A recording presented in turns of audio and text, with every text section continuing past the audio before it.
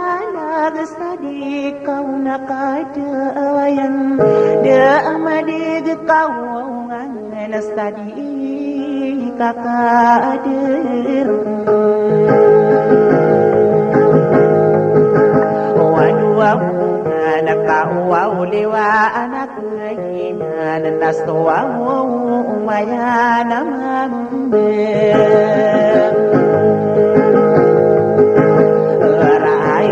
wow kule may ware na salig nami irin ako maaruro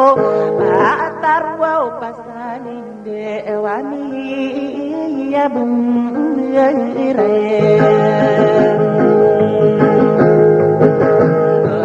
ani sa poste depan aku say anak wow so mi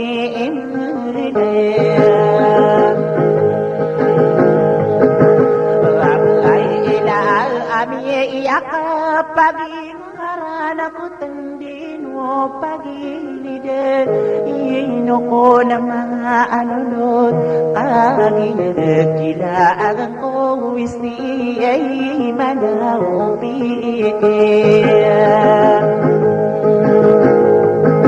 iraay ko ananabakan kata kawiyan ang lulutakan tanan na palagay dia ano emunirwaw dia ayaw kagiyay na pandepatatay muna ang guste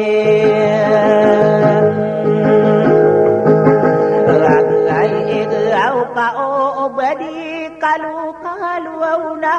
suha narampana ino ko na mga anunod kagigilaan ko isi ay manaw pegyan iray ka na pasigi po kusay ngarana kasundong kapangalim na kau kadinaan adean apa ya gemiya kapangingan ako tayo lungin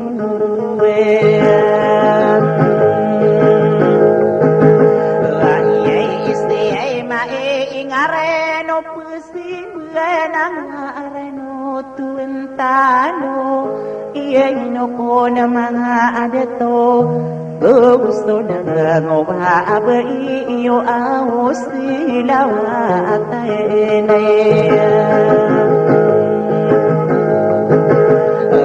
ang penasto na biten warang sulap wasiubu hidu sa tawas tumiyay nila ayadi ay niya napagin iriay nasto wow na diya parang ayun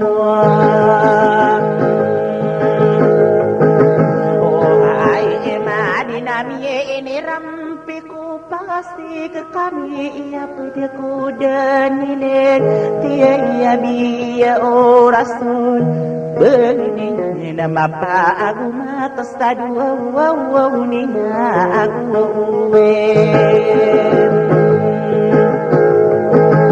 lagi ira tasakegi minya una kami ia kasing wow lingon berabgi dia ngana anare berani delo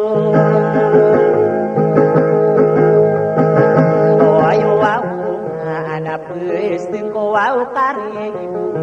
sagi din sagi ya ina nastabe kanu kata kawiyan lolotakan iya katimbe tegrapa sestadi istirahat talaan toma adisto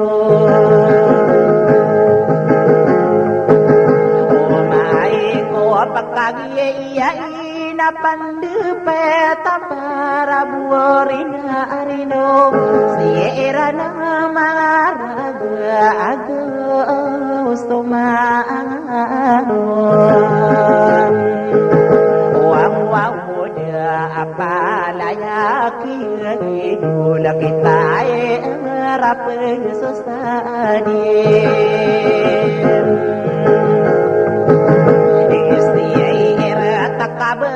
inu aku selama ku patamung busarano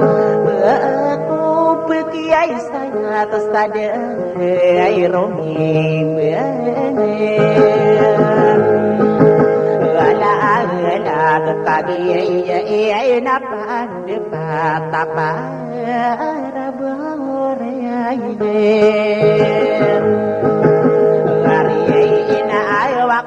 Rana satu hari kau beri